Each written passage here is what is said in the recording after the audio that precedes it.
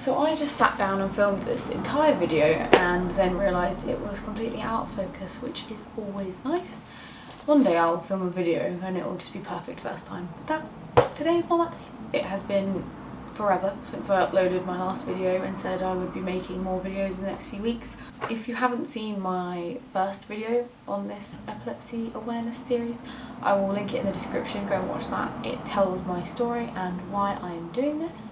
Basically, my goal is to just kind of raise a little bit of awareness about epilepsy, because it's something that hasn't really been talked about that much in my opinion, and coming from someone that actually had epilepsy, I feel like even I don't know enough about it. So I'm also trying to learn about it and trying to educate myself and others.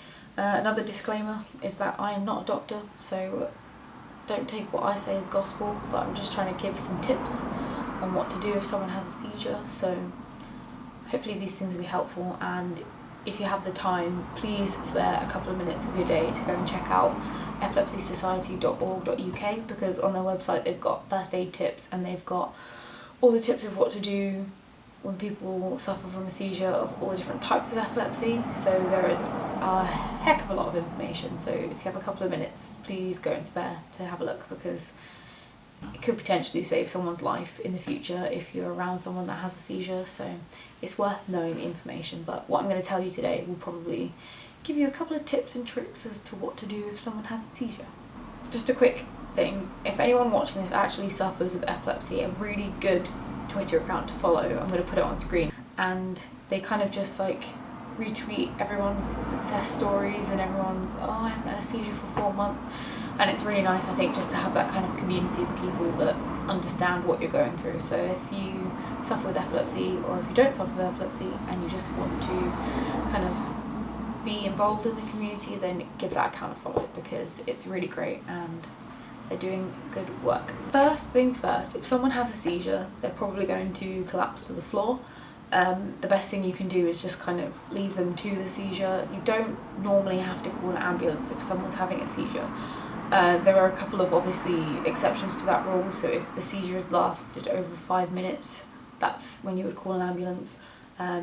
If they injure themselves or if they are choking, that you would need to call an ambulance for that. And also if the seizure is their first seizure they've ever had, then you would call an ambulance for that too.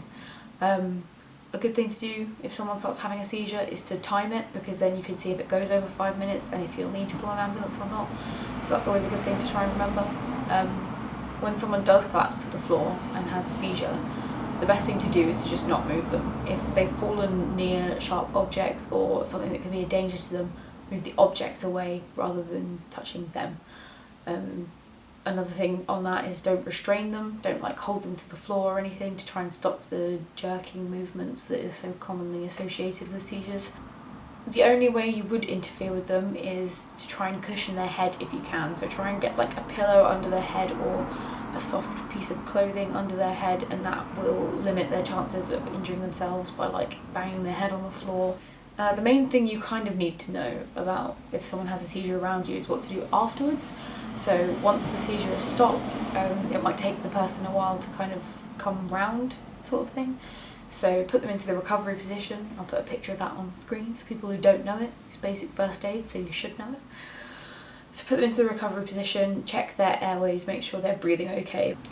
Wait for them to come round, and when they do, reassure them where they are, because oftentimes people have seizures, they just don't realise where they are. When I had my seizure, I was sitting in the front room and then I woke up in a hospital bed, so it can be really disorientating to have a seizure. So if someone around you has a seizure, just reassure them where they are and that they're going to be okay and that everything's fine. A good thing to do also would be to stay with them until they are okay, to then move on and go back to what they were doing. If you don't know them, just wait until they're okay.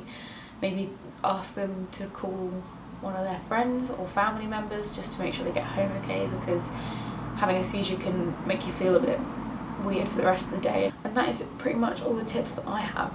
They're just kind of simple things, but if you think about it, if you stop someone from choking, you could save someone's life. So it's a really important thing to know, and I feel like in that kind of situation a lot of people would just panic and not respond to it straight away. So to kind of just get people thinking about what they could do if someone did have a seizure is all I want to do with this series. So thank you so much for watching and listening if you stayed till the end.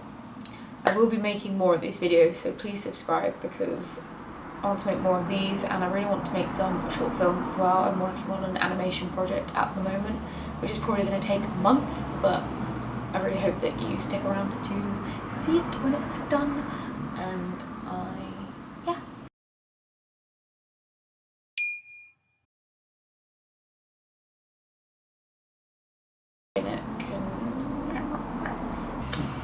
Also, sorry I'm like super cringe in this video. I find it really weird, like sitting down talking to a camera. It's really strange.